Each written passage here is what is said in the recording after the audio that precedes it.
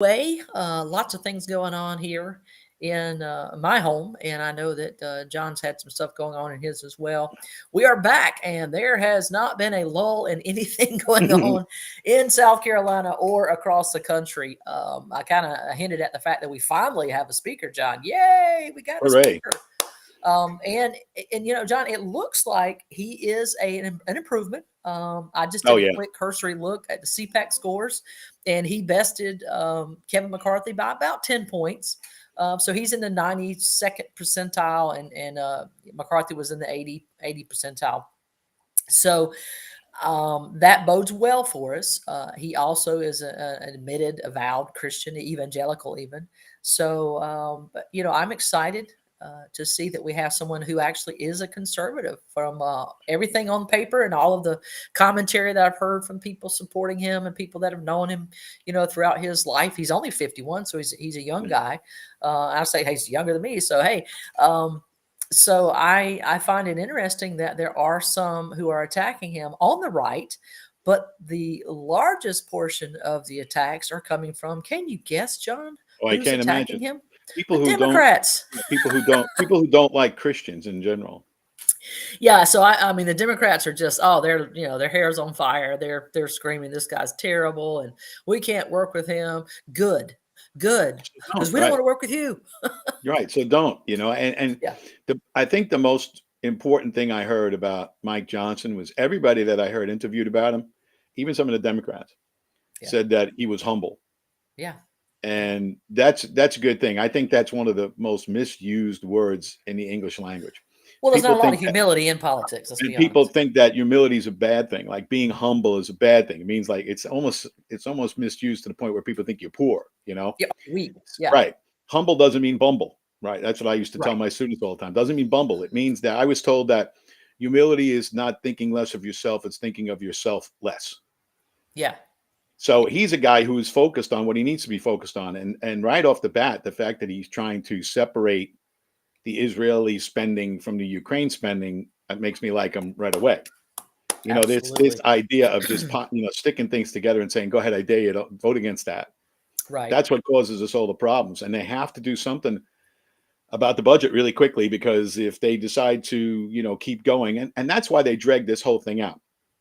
That's the one thing that didn't get reported in the news enough was that McCarthy was behind this whole thing of dragging it out and dragging it out. When they first kicked McCarthy out, they adjourned for a week. And Right. then they came back, and then they had, McCarthy. We find out McCarthy was working behind the scenes against everybody, Scalise, against everybody. And what they were trying to do was extend it out. So they had to get a continuing resolution next month. They have to, because they just Yeah. won't have the time to do single subject bills. So they're going to be, they boxed a new speaker into a corner. So there's a good possibility that he's not going to be able to do what he wants to do because of the lack of time. But that was all done purposely by McCarthy behind the scenes, who's still aligned with McConnell, who got home. I saw him the other day. He looked like he was on his last leg. McConnell, lost a lot of weight. He just does Yeah. not look good. Yeah. So I can't stand the guy, but God help him. Well, yeah, and I think he is, because of his, we can't get these guys to just, admit, okay, my time has come, I'm out. He is going to go the way of so many others. I think he's going to follow Like in the Feinstein. footsteps of Right. Feinstein. Yeah, I think that's coming. And before Feinstein, even, we had here in South Carolina our own long-time serving guy, That was whose Strom name is, Thurmond. thank you, Strom Thurmond. I just said, name it right over Nine, my head. And I was like, 98 years yeah, old. I he's used to, 99. He was yeah, I used to, 99. I used to talk about him in my class, even in New Yeah, York, and say, yeah, look, this guy's been, this guy ran for president in 1948, and here we are yeah, in 2015 when I'm teaching, and I was like, this yeah, guy's still in, 2012, whenever it was, he's yeah. still in office. Yeah, So and and then the last probably 10 years of his time in office, it was well known he really wasn't the guy doing the thing. It was his people, it was his yeah, staff. I mean, they'd yeah, wake him up and say, "Sir, you need to vote." I mean, it's very famously, you have Feinstein at the meeting, you got her aide going, "Just say yay, just say yeah. yay." I know What in the world? you just get to Oh, that point where somebody I hate to get the government involved in that, yeah. but I fault the families. Just, you know Yes. what? It's the Yeah. same thing with Biden. Just Yes. what are you doing? Why are Right. you rolling this guy out there? Let him go sit on the beach and read, Right. even if he doesn't know Right. what he's reading. What's the difference? Right. Let him go sit on the Exactly. beach. Go ahead. Well, Yeah. Let I him suppose enjoy his final years on Earth. Yeah. you're taking a vacation every week. You're going Hmm. away for the weekend. And then they Hmm. wheel him out on the hand truck and prop him up, behind the podium and I make will him say read this. something. Boy, I don't know where Trump was at recently. He was somewhere doing a rally, and I laughed my butt off. oh, Uh, uh, and he did an impersonation of Biden, and it was so spot on, though. oh yeah. You know, What are you trying he to turned walk around, out? Walk Trump's through the walking around curtain? like, where do I go? And he walks to the back. And I thought, it's funny, but it's also sad because it was an accurate depiction of Yeah. Biden because he doesn't know where he is. He doesn't know where No, he's supposed to I go, and know. he has to be led around like a puppy. And it's really sad. It's incredibly sad. There's no way they're going to get him through this. They can't. No, It's no. and they have to figure out a way to get him to step aside because he's getting. I mean, his numbers are upside down. I Yeah, mean, especially amongst Hispanics and African American males. yeah, His numbers are upside down. It's complete yeah. opposite of what it was. Even in New York State, where Biden beat Trump by 20, Mhm. it's down to 9. I Yeah. mean, that's wow. I That's mean, not that's good. just it's unbelievable. So Yeah. they know, but they just can't figure out a way to get him to step aside. They're hoping they can keep him going for a little longer. Well, Dana Perino said something because I had said all along, October 15th, middle of October, they're going to have to get Yeah, him that's out. that's what I was thinking. Yeah, Dana Perino said something. She said this back at the end. Oh, really? That long? She said that she believed they will remove him the Friday after Thanksgiving. That's when he will not be on the ticket anymore. So I'm right. like, so Black Friday may have a new significance. Um, Yeah, I mean, not going to be easy. now they got what's the guy that came out and said he's running now? Oh, the congressman. Yeah, Yeah, the Richards. congressman. Is it Richards? I can't remember who it is. But Anyway, there's yeah, another he's Democrat, and of course you've got Robert Kennedy Jr. is now running as an independent. independent, right? And we may see Joe Manchin kind of jump in that lane. I don't know if he's going to do Yeah. it or not. Did you see Gavin Newsom run over that little kid Oh my gosh, yes, that playing was basketball? And then he holy starts smokes. wrestling with him on the floor. I mean, Right, it's like patting him on the back, like, "Oh, you're okay, kid. You're okay. Don't cry." crushed him. I Yeah, mean, he did. what are you It's, doing? it's Trying to spin amazing it, he didn't break his leg. yeah, trying to spin the ball on his finger, and he couldn't do it. Yeah, What are you doing? yeah. And in China, of course, all those kids are handpicked and trying to make himself look like a leader. And look, I don't see how he can run because he's destroyed California, destroyed it, That's an destroyed it. understatement. I don't understand how he gets much traction. I Yeah. really don't. But they don't have much of a bench. They really No, don't. no, absolutely not. So it'll be very interesting. And then of course, Mike Pence, he dropped out. Hmm. So I wish that. In fact, I saw Tim Scott was on Fox News, some channel I was watching because I was trying to keep up with when Israel was going to invade, and now of course they're in Gaza. But Tim Scott was on, and I can't remember who it was, but anyway, they said so. Senator Scott, you're not going to make the next debate stage. And Tim was like, well, I have the numbers. I just need the individual donations. Right. Because you have to have the It's percentage in the polling, and then you have to have, I think it's 70,000 unique donations, and he right, doesn't have that. which is a And low bar. so it is a low bar. And he has absolutely, my phone and my email, I mean, It texting never and stops. emailing has blown up. And I'm like, dude, I'm not sending you any money. I mean, the next thing he's going to do, I guess he'll pull a Doug Burgum and say, look, if you'll send me $1, I'll give you a $20 Yeah. gift I card. think he might have gotten in at the last minute. I think, Yeah. but just to show you how low that bar is, Yeah. when I ran for Congress in New York 14, I had 250,000 individual donations. Wow. 250,000. Wow. Now I know who I was running against made it Right. a national election, Of course. Of but course. still, I mean, you 70,000 and 250, you're running for Yeah. you can't get 250,000 people in a country, 330 million people to take some Yeah. in your campaign, then you're probably not doing something right. Yeah, you're probably, not a serious contender. And Vivek had said he wasn't going to come to the next Right. debate, and then one person drops out, and he goes, "Oh well, the field has gotten smaller. I was only not going to come because there's too many people on stage, but now I'm going to come." I'm like, one person dropped out. Until we get rid of Tim Scott and Chris Christie, Yeah, then they go nowhere. So I mean, I'm fine with it being It should be three people. DeSantis, Haley, and Vivek. Vivek. I'm fine with those three, and of course Trump, obviously. If those four were the ones in it, fine with that. I think they're legitimate. Anybody who is under double digits, if you do not have at least 10% in the polling, bye, Yeah. Felicia. That whole Please go away. but that whole thing is such a mess, and it's been that way for a long time. Because one of the problems that you have is you had to be a certain percentage in the polls, I right? think it was 1 or 2%. Yeah. Yeah, and back in what was it, 11? Yeah. Thaddeus McCarter was running. He was a congressman from Michigan, Mhm. and his complaint was, well, I had to be at a certain percentage in the polls. He went to New Hampshire, and in the southern New Hampshire's Young Republicans straw poll, he Right. came in second, right, which is really good. Right. But he didn't get to the percentage needed because he was never listed in the poll. Right. So they wouldn't put him in the poll because, not a lot of people knew who he was, yet he was popular enough to win that Young Republicans to come in second. Right. He actually beat Newt at the time. But Yeah. that's one of the issues. And, when you get a crowd that big, debates are it's a waste of time. 7, 8, Right. 14 people. It's Agreed. really nothing they should kind of pair them up or draw them out of a hat, have an hour with these three and then have an hour with these three. And then, because you really get nothing done when it's Yep, 12, 14, exactly. even 7. And I agree with you. And if you do it in such a way that you don't have an A and a B team, Right. it's random. You Throw don't it out know of the who, hat. if it's going to be the top 3 guys in it.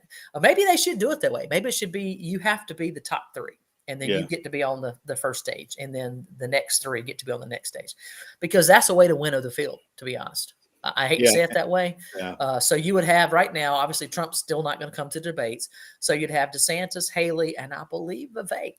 Yeah, probably. I think that's the top 3, if I'm not mistaken. I'm glad Pence is out. So Pence is out. He said, so that would then leave. It wasn't my time. Well, guess what? Your time has passed, brother. Your time is gone. You There will be no time for you. You Pence. burned all your bridges. We know exactly who you are. Yeah. I always go back to this. No matter what you think about what happened on January 6th after the fact, if Vice President Pence would have accepted that idea that you had 3 states, and there were 3 states where the secretaries of state had asked for a postponement on counting the electoral votes because they were not confident in ratifying or certifying their numbers from that state. Yeah. And they wanted 10 days. That was it. That was on January 6th. They said, we'll know on the 16th. And if anything happens, the 17th will make a decision. Wouldn't interfere with the inauguration, wouldn't interfere with anything. They wanted the opportunity to go back so they could be confident in the certification, because so many things had popped up from election night to that date, improprieties, whatever they were. If he would have just said, okay, we'll wait 10 days, no matter, the world would have been a different place. Whether or not, even if they went back and said, okay, we're confident that, Biden won these states, then they would have inaugurated Biden on the 20th, and none of it would have ever happened. Instead, he said, no, not doing that. Certify them anyway, even though the secretaries of state of those states requested it. Right. And as far as the Constitution was concerned and the Electoral Count Act of 1887, that is part of that plan, that if they're not confident, and then if it came back that there were issues and they were major issues and they couldn't certify, well, then guess what? They would have sent the election to the House, and they would have picked Trump president, because it was, at the time, there were 27 state legislatures, or state representatives, rather, the congressional representatives from that state. The Republicans controlled 27 and Democrats had 23, so you would have had Trump. But you wouldn't have had any of this nonsense. None of it. You would have had none of it. Agreed. So every time he says he did his constitutional duty, I just think, well, no, you didn't. You didn't do it. You really didn't. You failed in your job. But it's and that's one of the things they also criticize Speaker Johnson on, because they say, oh, he was a part of the election was stolen group. I'm thinking, no, he was a part of the group that said, let's look at this. Right. Why can't we look at it? Why do we have to just automatically assume that everything is on the up and up when there are serious questions? We need to address those questions because right now, I mean, the confidence in our electoral process is the lowest it's ever been in the history of our nation. And that needs to be fixed because that's not going to bode well. I mean, John, I went to David Barton from Wall Builders came to my church with the Faith Wins group, which is Chad Conley's group. I mean, he's one of the former SCGOP chairman. Anyway, so he came and he spoke at the church, and I used this guy when I taught because I think he is a phenomenal historian, and he uses a lot of primary sources, which means they're firsthand accounts. It's not like heard it from a friend who heard it from a friend. It's like here's the actual letter, whatever, where he says X, Y, Z. So anyway, he was at the church. This man has a plethora of knowledge. It is incredible how deep his knowledge is, and he talked about how little participation we have in the early elections. Probably not a surprise here. You had 100% participation in the electoral process. Everybody understood that it was imperative that you be a part of the election process, that that's your civic responsibility and your Christian responsibility. So he talked about how now, we talk about, well, 54% of Americans voted in the last presidential election, and he took about, I think, 21 the last 21 presidential elections, I believe is the way he did it.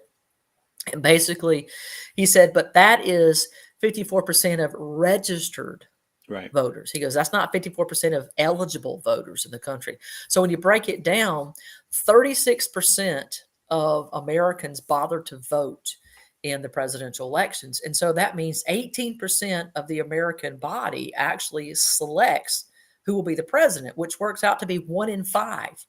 1 in 5 Americans picks who is going to be president. 4 in 5 Americans have no say in who is going to be president.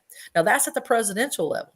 When you get down to the midterm elections, when you have senators and congressmen and things like that, and governors being elected, the number goes even smaller.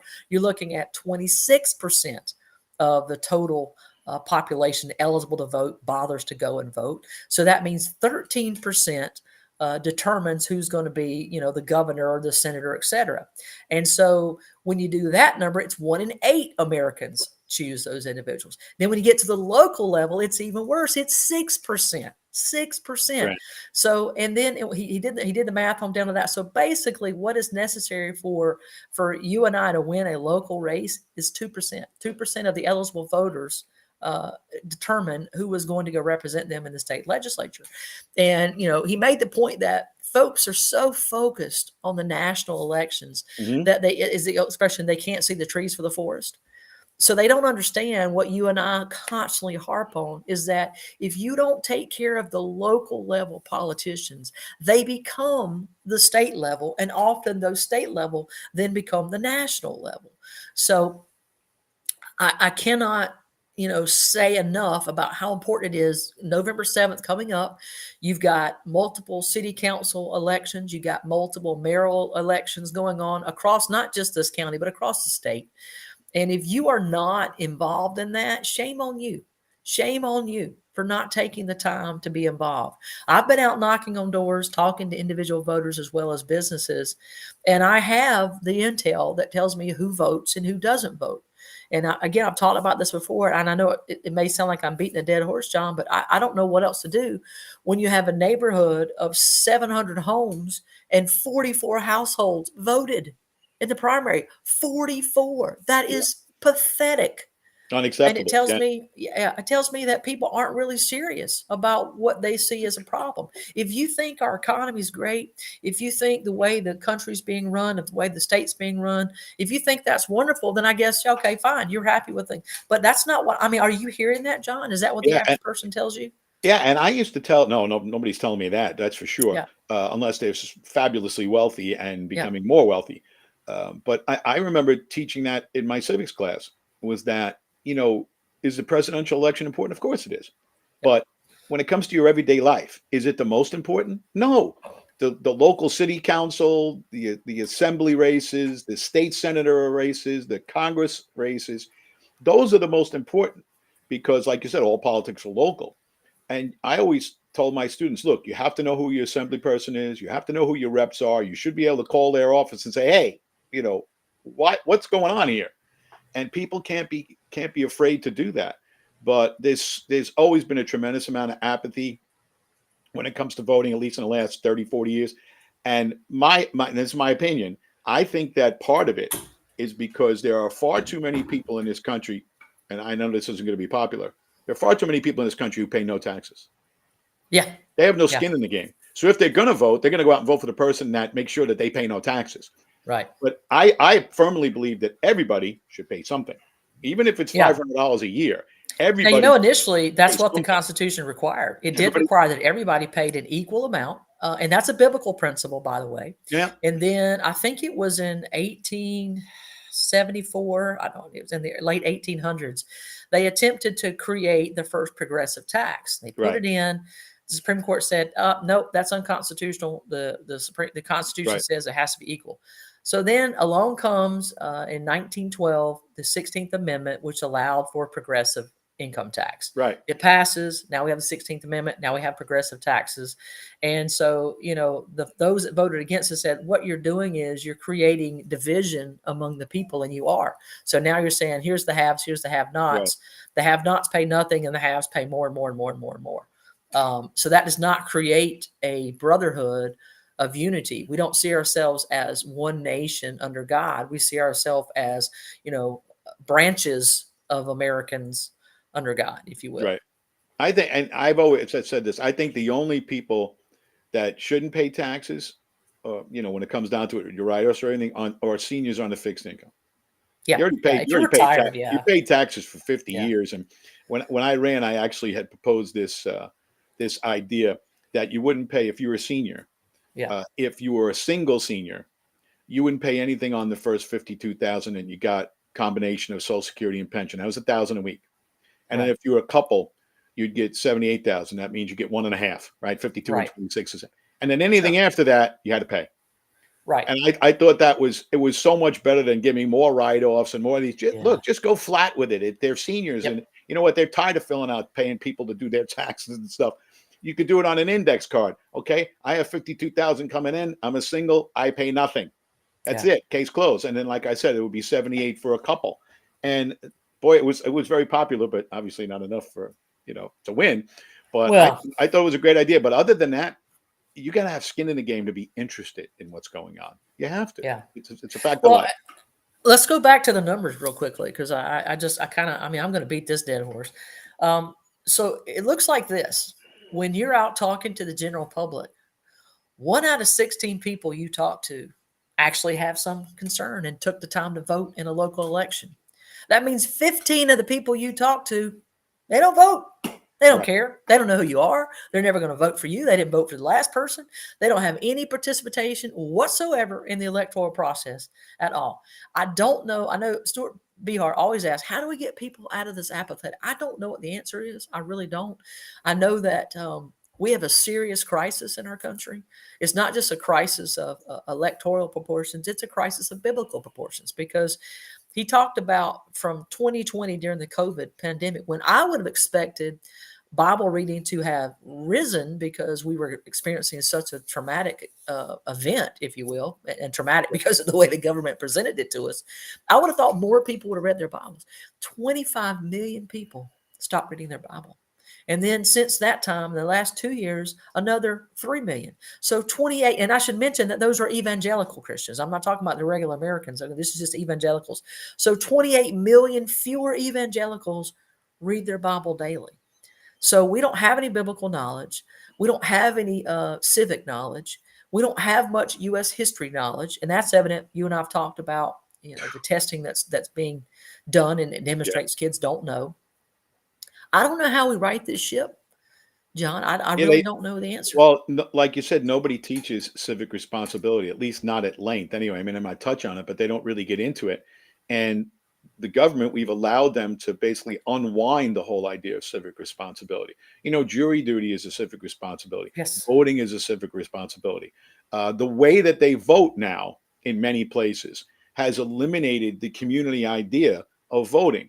They've gone to these huge vote centers like you saw in Arizona, where you have them in like small arenas, for God's sakes, and you have tens of thousands of people voting there, and you don't know anybody at the poll. You don't know anything. Right. So it used to be, and I know I've mentioned this before. I would go vote, and they'd say, "Hey, John, how you doing? Your mother was here. Oh, hey, you knew everybody who was working the poll." So Right. first of all, it completely eliminates the idea of fraud because everybody that was coming into the room, Yep. you knew them. They lived in your Yep. building, or they lived next door. They lived in the next Yep. building. You knew everybody. Now they've taken the whole idea of community out of elections, and that's important too. The other issue that I have, particularly here, is we have a lot of people coming in from other states, and when Yes. they find out that it's open primary and you don't have to register with a party, they don't understand it.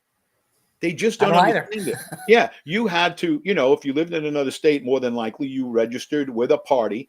And then, of course, that party would get those voting registrations right away and you can go after them. Now, when you just register and it's not, then you get a list of people with no affiliation at all. And then guess what? For whatever reason, it doesn't look like the Republican Party or the Democrat Party is spending a lot of time going out and chasing these people. At least not enough people are doing it. But when you have a list that's okay, these are Republicans, well, then you're going to get out and get on them. You just let's call. But when you're, more than half the people are not picking up the phone and saying, "Hey, I'm not interested." They don't understand this non-party affiliation thing. I think that's an important part of it. It's meant. I Absolutely. hate to say this. It's meant to be partisan. Yeah. People don't like to hear that. It's meant to be partisan. I believe this. You believe this. We'll have a nice debate about it, and then we'll shake hands and we'll go on our different directions. That doesn't exist anymore. It doesn't Yeah. exist, but it's supposed to be partisan. Go back to the framers. They agreed on very little. We know that. They didn't agree on Yeah. it. It was all split. They eventually had to figure it out and come together, and it worked out, thank God. But I think that the idea, I know it's a national issue, but I think open primaries hurts it even more. Yeah, talking about nonpartisan, that brings me up to something I want to talk about: the mayoral race that's taking place in Conway between incumbent mayor Bellamy Blaine, or excuse me, Barbara Blaine Bellamy. Right. She's the incumbent, and of course Ken Richardson running against her. There was a debate that was held at Coastal Carolina University, and it was really well done. I have to say, I kudos to those guys. Now I understand there were some folks who, came a little bit late, and apparently one of the campus police officers was a little, I don't know, over the top, and wouldn't let them in. I think that was wrong. You should let them in. There was plenty of room for them to come in, and how much of a disruption would that really have been? But anyway, I digress from that. But the debate itself was good because it demonstrated a clear difference between what we have now and what we hope to have after November 7th. And that is Barbara Bellamy stood up there and said, "I am a progressive. Thank you. We knew it, but thank you for confirming our suspicions." And then she said, they asked them, "What do you think is the most significant problem facing the Conway area?" And they first asked that question to Ken Richardson, and he said, "Well, infrastructure." And then he went into why infrastructure problem with roads and schools and all of that. And then they took the question from him and said, "Okay, now same question to you, Mayor Bellamy. What do you think is the number one issue?" And she went into this lengthy diatribe about climate change. Jeez, I said, "Oh my gosh!" Right out of And the then playbook, right? she took the climate change, twisted it into an discontorted, I don't even understand it, and somehow came up with flooding. Flooding is a major issue for Right. Conway, and I was like, And "Huh." it's because of I mean, climate okay. change. Right. So they then they go back and they ask each candidate, "Do you have a rebuttal question?" And they went back to Ken after that, and Ken goes, "What are we talking about?" He Right. said, "Well, I don't understand the question I was asking, the question she answered. I don't get it." So that was interesting. And then she then went after the LGBT. She didn't go after it. She defended her position on the proclamation she made about Conway being a pride city.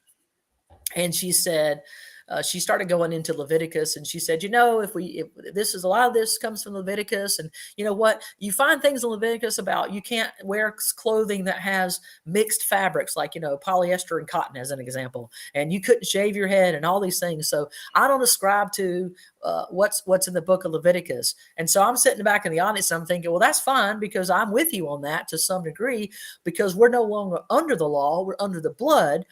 But now that's why we don't have to wear, we can wear clothes that are not all one thread, if you will. That's why we can cut our hair now, because we're not under the law, we're under the blood. But please explain to me in Romans, where it says, in the New Testament, where it says, Right. "A man shall not lie with another man as with a woman. It is an abomination before God." That's under the new covenant with Christ. And so if you could explain that to me, Mayor Bellamy, I would love that explanation, but pretty sure you can't explain that. She then had made a statement that I guess she didn't realize was being recorded at the time. She was on a Zoom call with another person, and so it was audio and video. And in this Zoom call, she's again defending her decision to, with this proclamation. And she says in the video that hate crimes against the LGBTQ plus minus whatever group has gone up. I believe her number was 200%. And so Ken Richardson brought this up in the debate, and he said, he said, Barbara and I have been friends for a long time. And he said, I don't really have a lot of problems with it. He goes, but this is one area that I found hard to believe. So I did my homework. He said, I looked across the state of South Carolina. I looked across Horry County. I looked in Conway. And he said, over the last 25 years, there has not been one single hate crime committed against anyone that fits into that category. And he said, so that's unequivocally untrue, what she said.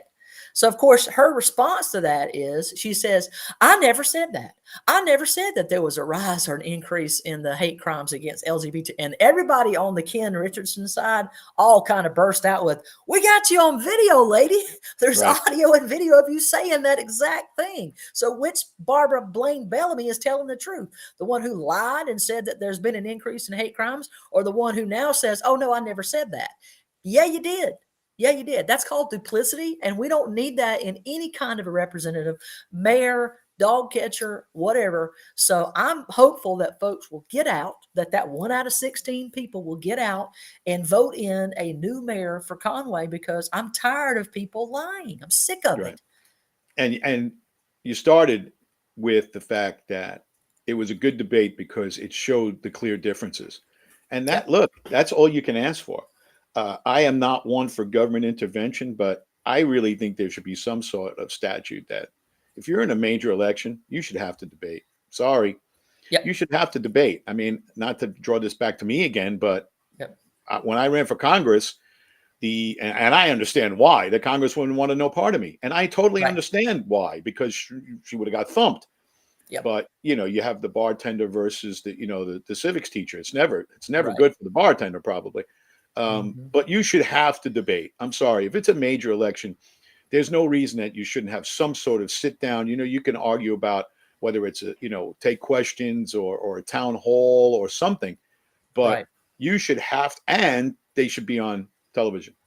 Yes. We have more than enough channels. I mean, oh my gosh, absolutely 600 channels and nothing's on, right? Yes. But these debates should be easily accessed by people who can't make it. And I think that's another problem too. And part of it's the media's fault. I hate to blame the media all the time, but by and large, the political coverage down here since I've been here is lacking, to say the least. They're far more interested in promoting, and it's fine. You could promote local restaurants and little groups and doing these things. That's great, but you got to focus on local politics if you want to really find anything out. And the media doesn't do a good job in that at all. Well, I want to share something that just came up, and this is good news, but I would agree, as she said, it's still low. Chelsea Sanderson just sent a message to us and said the largest precincts in Conway have a 5 to 7% voter turnout of registered voters already early voting, that is good. So that's an uptake. Unfortunately, that is still significantly lower. I would love to see that number get up into the 80s. Can we get it into the 80s? When 80% of the people start caring, you'll start seeing 20% of the people wanting to get involved as well, because now, I have a question you may not know the answer to. Maybe if Chelsea's still on, she can answer. Yep. Can students at Coastal vote in these local elections or in any elections locally? Because that's only if they are a resident. But that's one of the big problems that I have is in elections nationally, is that what you have is you have a lot of colleges who are allowing students to make that their permanent address, even though they don't live there. I mean, they're living in a dorm. They make that their permanent address and a permanent residence, and then they just go in and you get all of these young people to vote. Now, my issue is you should be voting absentee from where you lived, your parents or whatever. Well, I mean, I can't speak to this specifically today, but when I was a student, that was not a thing that you could do. Right, me neither. If you were out of state, you had to vote in your state. Now, For absolute certain, if you are a freshman, let's say you're a freshman from New York Right. and you've come down here to go to Coastal Carolina, that first year, there's no way you cannot establish your residency. Right. Now, if you stayed at the end of that school year, worked through the summer, changed over your driver's license, if you have a vehicle, you changed Right. your registration on your vehicle to Horry County, to South Carolina, you establish a permanent resident, and that cannot be a Cannot dormitory. be a That dorm. Right. Has to be an apartment or a home. Then yes, you can vote that way. Right. But the number of students who do that are significantly lower. And most of the time, if they do it, it's because they want to get the in-state tuition, and not so much Right. because they're trying to vote. They just want a lower in-state tuition. But if the parents are the primary ones paying it, they're not going to be able to, change everything for their child, because, that's just not how it works. So, I mean, even coming to Horry County from Hawaii, being a military family, they would not credit us as being residents of South Carolina until my husband's truck was transitioned from Right. Hawaii to South Yeah. Carolina. Switch everything. Right. So it has to be everything. So that was kind of, a little bit. And I told him, you got to get this done. I said, because, we're going to pay 6% taxes on our home as opposed to 4% if you don't fix this. And so he finally got it done. So I can't speak to that, but I'm feeling like if that's what's required of me to be considered a resident of Horry County, then I'm confident that's the same thing for the college students. In order for them to vote and be considered a resident, they're going to have to do all of those changes. Because you see all the time when it's returns, they say, "Wow, we're in Wisconsin, and the University of Wisconsin Madison, which is a massive school.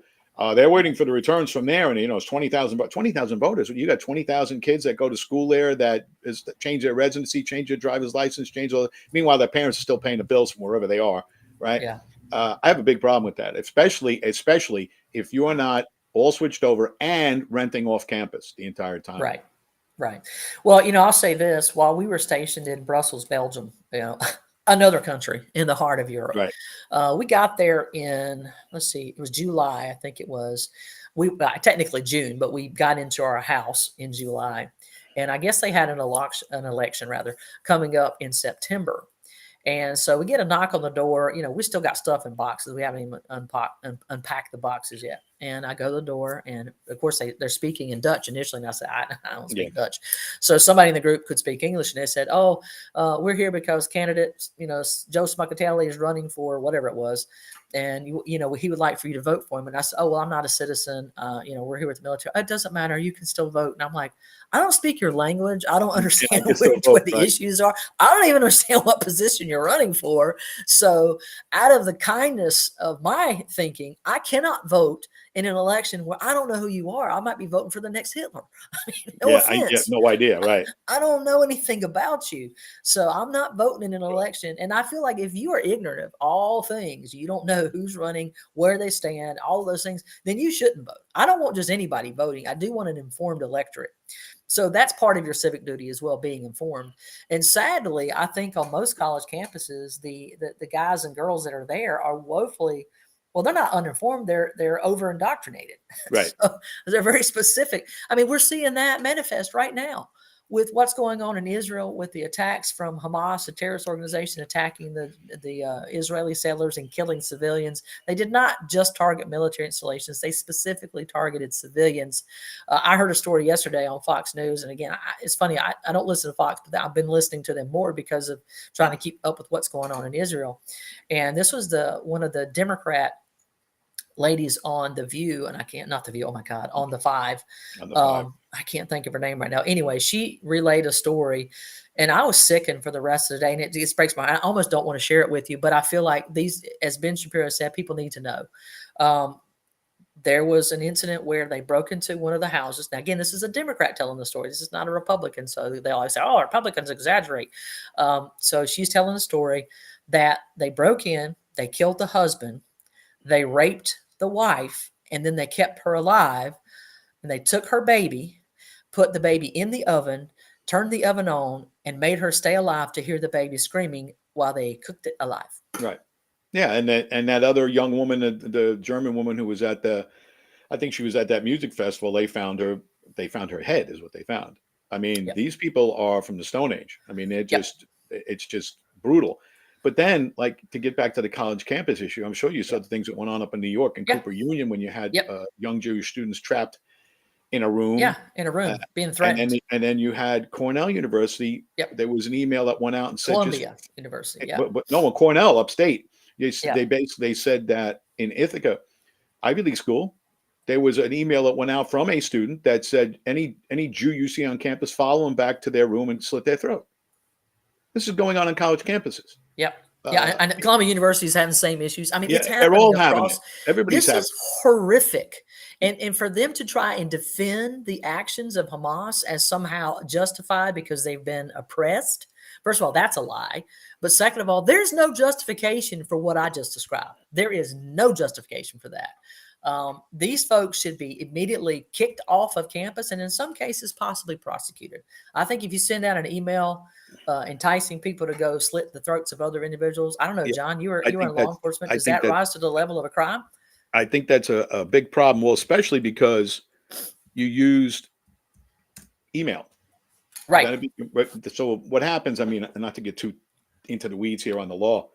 If you say that publicly, Right. you do have some free speech protection, unless of course you're trying to wind people up and get them to riot. Right. But if you use email, telephone, whatever, text, whatever, then you've entered into another arena, and now it's aggravated harassment, and then Yep. whatever else that comes with that. Right. As far as Hamas, I was just looking for this report that the top leaders of Hamas are all billionaires. Yeah. They're all Shocking. billionaires. They're all You billionaires. kidding me? So how's I mean, that these are thing? How's leaders that of thing? and they're going to point, they're going to point and say, oh, this is colonialism. Yeah. It's not colonialism. Look, Yeah. they tried once before.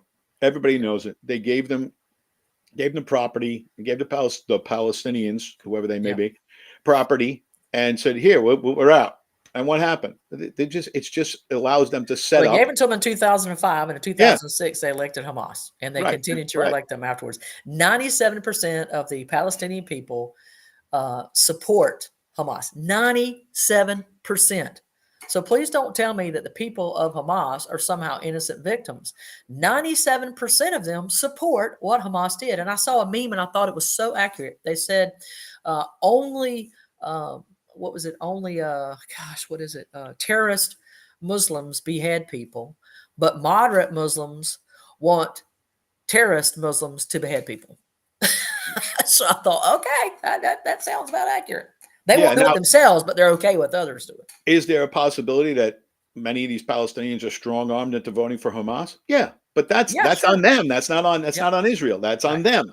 So this whole idea that if you had a two-state solution and you gave the Palestinians land, that this would all stop. It'll never stop. Their intent, for whatever reason, these radicalized Islamists, they want to kill Jews, and then they want to kill Americans right after that. So, but what our role is in all of this, I don't know. I mean, could Israel do what they need to do without getting $14 billion from us? Yeah, pretty possible. They're ready to go, and they've been preparing for this for a long time. I think we should probably help them out. But this idea of boots on the ground and us getting involved, no. And they don't want us there. They've said it. They don't want American troops there. They've said it. Well, they don't want Biden's troops there, right? But, back in the day, they'd take him in a minute. But I think that we need to stay out of this as much as we can. But again, this all goes back to China. And I told you about this. There was a speech a couple of years ago by the vice premier, whose name escapes me. But he basically said what they want to do is they want to get the U.S. involved in 4 wars at the same time. On our border, right? We have 3 on the border. In Ukraine, in the Middle East, and then they'll attack Taiwan. And then we can't do anything because we're spread too thin. And that's exactly what they're doing. And anybody who doesn't understand that is not paying attention. You got to look at the big picture here. You can't be focused on the Palestinians or colonial. Look, this is way bigger than that. As there was another report that one of the people that used to be an assistant for the leader of Ukraine, Zelensky, said that they're still stealing money with both fists. Of course. That there is just unbelievable theft going on. And I don't think we should send them another dime until we get some sort of idea what they've done with the money. And I think we all know what they've done with the money. So here's the three top leaders of Hamas. Musa Marzouk is worth $3 billion. Khaled Mashal is worth $3 to $5 billion. Ishmael Haniyeh is worth $4 to $5 billion. All of them are worth more than Donald Trump. Wow. All of them, and they're the leaders of Hamas. Yeah. Well, and then you talk about the Hamas people don't have food and flour and fuel and all these different Right. things, water, etc. But all of the Palestinians don't have those things, Right. but Hamas has those things. So Well, they're taking it from the people and using it themselves. yeah, and they, of course, I mean, they operate. Everybody knows it's a well-known fact. They Yeah. operate all of their operations are either in hospitals, in schools, in mosques. They'll do whatever they have to do. And Kindergartens, the exactly. tunnels are unbelievably extensive. Yep. They have no idea. And just a note here, Hamas has been working with people in Mexico for years, teaching them how to build tunnels into the United States for years. Yep. And Hamas has a huge presence in Latin America, huge, and in Mexico as well. So this is all part of the big picture, folks. And if you don't see it, you're probably watching news for stupid people. You got to find something. You got to find another source. News Network. Yeah. I just, I mean, John, I mean, there's so much going on. It's kind of hard to keep focus. And so after sitting through David Barton's show, I found myself wanting to recommit to scripture and reading and spending time. So every night and every morning, I'm trying to put aside just 10 minutes to just read some scriptures because I want to stay in the Word. Now I'm kind of want to jump back into South Carolina politics a little bit because I know you mentioned at the start of the show something that came up from the John F. Kennedy Foundation, an award that was given, an award in courage. So share a little bit with our viewers about what that was and who received that award. Was last night up in Boston. The 2023 John F. Kennedy Profile and Courage Award was presented to 5 South Carolina senators: Katrina Shealy, Margie Bright Matthews, Mia McLeod, Sandy Sen, and Penry Gustafson. The women are known for forming a bipartisan coalition to filibuster a near total abortion ban in their state. And of course, they go on to refer to them as a sisterhood. And so these people have gotten national recognition for standing up for abortion rights. First, I have to say that for the Kennedy family to do that just shows you how far in the wrong direction they've gone. This is a family, no matter what you think about them politically, they founded Special Olympics. So they know that every life is valuable, every life. And they made sure that there was value to lives of people who had special needs. And that all goes back to, JFK's sister with special needs. And they just felt that they needed to do this. Unbelievable program. And it always has been. And hopefully it always will be. But there's such a disconnect there between honoring people who wanted abortions to whenever with an award from a family that started Special Olympics. Don't you see the disconnect there? And staunch Catholics. I mean, staunch Catholics. Well, yeah. Well, the old timers were right. I don't know exactly how far everybody else went, but certainly the parents. Joe and Rose Kennedy was. Let's say that she was. She was the one that made sure they had mass every day on the compound. They said the rosary every day as a family. They, grace before meals, grace after meals. They did all of that stuff. So she was a woman of deep faith. As far as the rest of them, I'm not going to speak to their faith. Right. But the fact that you would choose 5 people who banded together for abortion rights, and you're going to honor them, and as far as those Republicans are that were involved in that. Penry Gustafson, I actually sat down and know her and sat down with her and had dinner with her with another friend who now lives here in Ori. And she had initially ran for the state house and she lost. Right. And then the next term she ran for Senate and she won. And I thought that was a great thing. But now I recognize she was a liar. Everything she said, everything she purported to be was completely false, utterly untrue. And you're right. She got national attention. I mean, she was on CNN's Kristen Amanpour's show bragging about how she heroically stopped this pro-life bill from going forward. And I couldn't be more sickened by what she did. And then she talked about how she represented the people of her district. And I said, well, you may represent the people of your district, but you don't represent the Republican Party. So fine. Leave the Republican Party and go join the Democratic Party because that's what you are. And folks might say, oh, well, that'll change that. No, it's not going to change anything, folks. It's just going to make the truth evident. Because right now we may have a super majority, if you will, in the House, and we may have a majority in the Senate, but we do not have an actual majority of Republicans serving. We have a lot of Democrats pretending to be Republicans serving and continuing to vote as Democrats. So until such time as we can get them to actually show who they really are and then replace them, we're going to continue to see this pattern repeated over and over and over again. Yeah, what you have is, in my opinion, you have many Republicans who vote their ideas and not the Yeah, ideas of the people that they represent. Now, there's no hard and fast rule that says you have to listen to the people in your district, sure. but you do so at your own peril. Right. And that's why people need to step up and primary these people. You have Yeah. to, because they do not, I'm sure they don't represent the majority of the people in the district. And, like I said, there's no hard and fast rule about that, but you're playing political, roulette, if you will, if you're going to pick and choose. Say, oh, on this one I'll go with what I think, and on this one I'll vote. That's the choice you make. But Right. don't complain when you get in primary, because that's the gist of every story that you see in the biased media. Every story that you see is that these people have been threatened with primaries. That's all part of the equation. You run against them to get them out. There's no threat there. That's not a threat. Right. But Right. that's the way the media carries this, is That's a these people consequence. they've paid a tremendous price for standing up for what they think is right. You hit the key there. What they think Yeah. is right, not what the Right. Not constituents what the think is people right. think. And people need to make that point when they run against them. Well, to that end, I have been told recently, as in last night, that one of our longtime serving state house representatives, who actually at one time was my state house representative, and they redrew the lines, and now she's no longer my state rep, Heather Ammons Crawford, has upset the entire Horry County delegation, and they are pretty much ready to be done with her.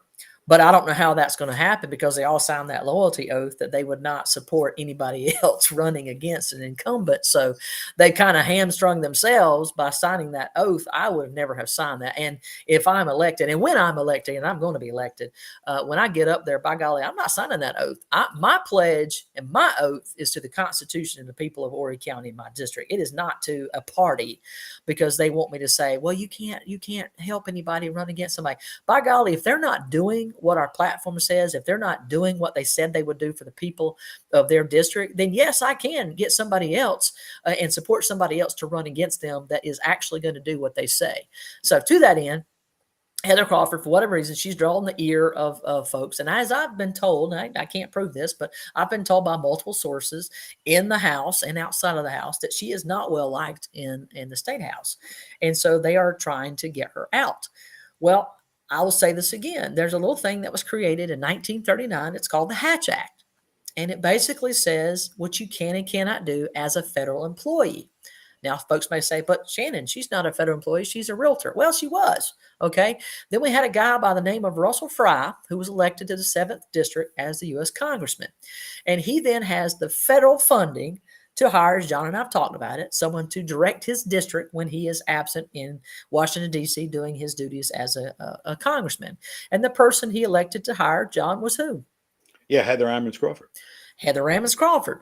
Now, Heather had herself just run for reelection. She had won her reelection. Russell just won his election. So she was already in office when she was appointed to this position in the federal government as a federal employee. Now, the Hatch Act is very specific. It says that if you want to run, if you're a federal employee and you want to run in a nonpartisan race, you can do so. So if she lived in Conway, for example, and she wanted to run for mayor, she could have done so because that's a nonpartisan race. But she is running again as the Republican candidate in the state house race for District 64, which means it is a partisan race. It is a violation of the Hatch Act for her even to put up on her Facebook page, as I screenshot, she's already done it, Heather Ammons Crawford for South Carolina House, to 2024. She's already violated the law right there. So I was told, well, there's some legislators and they're trying to put together legislation. I said, you don't need to put together legislation. You need to use the laws that are on the books. The law is already on the books. She should be fined and removed from office for violating the Hatch Act. Full stop. Right. Where am I And wrong, John? Yeah, and it doesn't reflect well on Congressman Fry either. I mean, he has to know Yes. that. He has to know Yeah. that. And we've talked about this at length. That job, being district manager, that's a full-time job. I mean, that can easily turn into a 60-hour a week job if you do it the right way.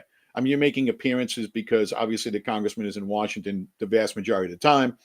You have to make appearances, you have to make speeches, you have to answer, you have to do a lot, and you have to run. You basically have to run the office or offices like a business. You have a budget that is, last time I looked, it's edging up towards $2 million. I think $1.8 million. Every Yeah. congressman gets that. Congressman, Yep. everybody gets it, and you have to pay for office space and pay for all sorts of things. So you have to. You're basically running a business now. How you do Yeah. that while you're representing your district 5 months out of the year in Columbia, I don't know. I don't know how you do that. Yeah. So there's Somebody's getting the short end of the stick. right. There's certainly a major issue with all of that, and I think it needs to be cleared up right away before you don't want to go any further. Now I know the election is next year, but you have to get a statement from she or Congressman Fry either way that either she's going to resign from the position or Mhm. not run. Right. Well, she's already, as I said, she's put on information that she's running. I Yeah, do know that she's going to be primaried by at least one candidate, possibly more than one. Now, last time she had the support of Governor McMaster and Lieutenant Governor Pam Yvette. So it would not bode well for them again to endorse a candidate who is violating the Hatch Act. and I have what's her seen rating? multiple problems with our governor and our lieutenant governor in their decision making skills. They're not that great. So, And I don't what was your understand question? this idea that is really a fever pitch through the Republican Party is this idea of loyalty oaths. Yeah. That's a communist tactic. It's what it Thank you. is. And my Yes. theory is that the quote unquote establishment, they know that they are not in the majority in the Republican Party, especially in South Carolina. They Right. know that the right side of the party is not happy with what they're doing. And they are well organized. What do you want to call it? America First or MAGA, whatever you want to call it. Most people are on board with primarying these people. And Yes. that's why they want these loyalty oaths, is because they know that they're losing their grip. They Yep. know it. I mean, the only thing that keeps the right, the conservative wing of the party from taking over is the money. The Yep. Republican Party, the establishment, they control all the money. So it's hard to get into the dirt and beat these people, but it needs to be done. But that's why they keep insisting, even on the national level, we want a loyalty oath, we want a loyalty oath, we want a loyalty oath. Ah, that. Yep. Like I said, that's a communist tactic. It has no place in American politics. Sorry. Well, and I'll share something else with you. In my time running, and I'm going to say here, I'm running. I am going to represent the people of District 61 because our current representative, Carla Schuster, is a Democrat, and she votes pretty poorly. This last time we got the Freedom Index scores, 17 out of 100. There were 14 other Democrats who also voted 17% of the time with the Constitution, as Carla Schuster did.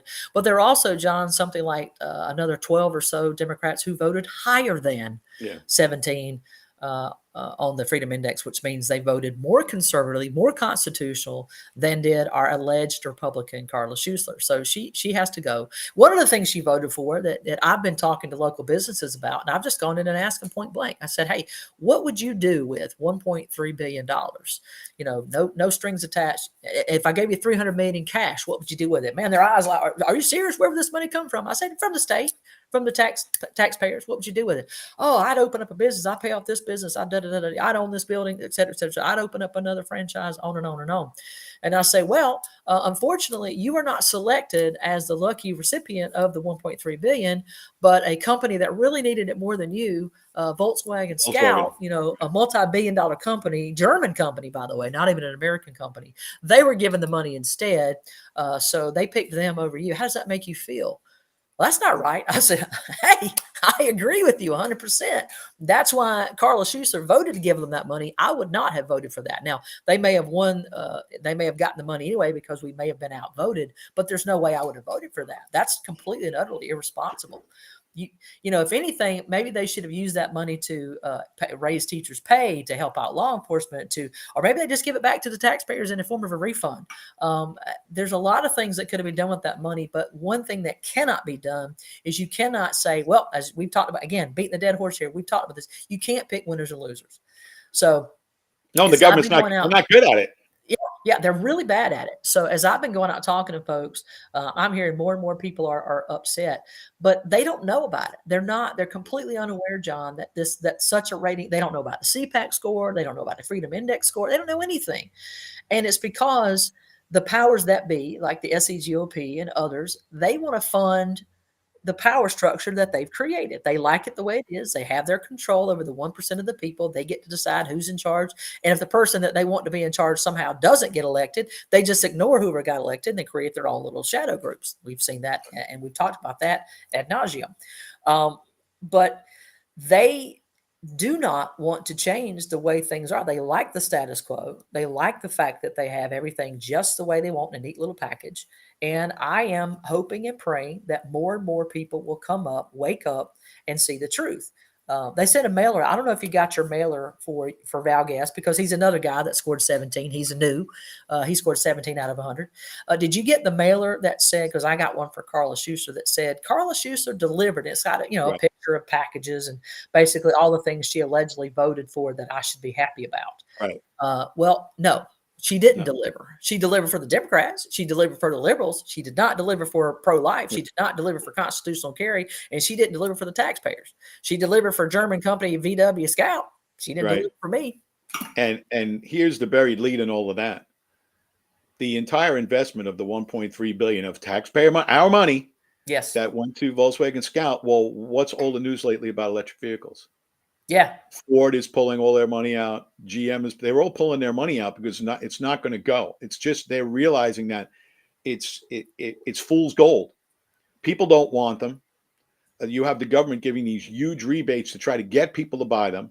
Yep. The infrastructure can't support it. They're trying to go. They're realizing now that if they want to switch over to other types of energy, this is going to take 50, 60, 70 years. It's not going to happen by 2035. And they all know that now. So I think Ford pulled back on 15 billion worth of investments. So it looks like the electric vehicle thing might be going in the wrong direction. So what is the state going to do if electrical vehicle sales are way down? Yeah. Even though they're not electric vehicles, we all know that they're battery powered. They're not electric. Battery plug powered. them. Exactly. You don't have an extension cord. So what are they going to do when they've committed to spend all this money on a product that is going in the wrong direction? That's why the government can't pick winners and losers. Saying, go back to C. Solyndra, right? Yep. It's the same thing. It's not going to happen. It's these energy issues with solar and wind. It's a nice add-on. That's what it is. It's a nice supplemental, but you can't convert completely to green energy when most of the time they only work 30 to 40% of the day. I was speaking with a lady yesterday from the HCGOP, and she was telling me about her husband. I believe it was in Wisconsin. I may have some of the facts wrong, but the basic story I know is accurate. And she said that a company came to Wisconsin, similar to what we're seeing here in South Carolina with the VW Scout, and they were given 10 years worth of tax incentives, tax breaks, all these different kind of things. And so her husband was employed immediately the first year, so he worked for 10 years. And then when the tax relief and everything ended after 10 years, they folded up, closed shop, moved to Mexico. And left. Right. So they took all the benefits. They sucked out all the benefits. And as soon as they were then basically supposed to start giving back to the communities, repaying, if you will, the money given to them, they packed up and left. So here's an old screw you. That's what that was. So, we talked about this because you made the point the other day that with the energy costs that they're saving on right now, they're happy to be here. And of course, they got $1.3 billion. But the moment that switches and now they're going to have to start paying more for the energy, I think you're right, John. They're going to say, wait a minute, this isn't what we came here for. You're going to have a big empty place. So. Yep. So, well, folks, we have come to the end of our hour, a little bit over that, but I think everything we covered was fairly important. So I just want to say thank you for tuning in. Sorry that we were gone for the week. A lot of things going on here at my house. Life happens. Yeah, it does. But the world keeps turning. Please pay attention. Please vote on November 7th. If you are living in a municipality and you are voting for city council, town council, mayor, whatever it is, please vote. And I know right now they're doing early voting, so you can actually Right. go vote now if in person, if you so wish. But please be a participant. Be one of the 1 out of 18 or 1 out of 13 that vote in local elections. We got to do better. We've got to do better. So, well, that's all I got. John, anything else from you before we go? If you don't vote, you can't complain. Absolutely. I totally agree. Yep. So, folks, thank you so much. God bless. And as always, we'll see you next time.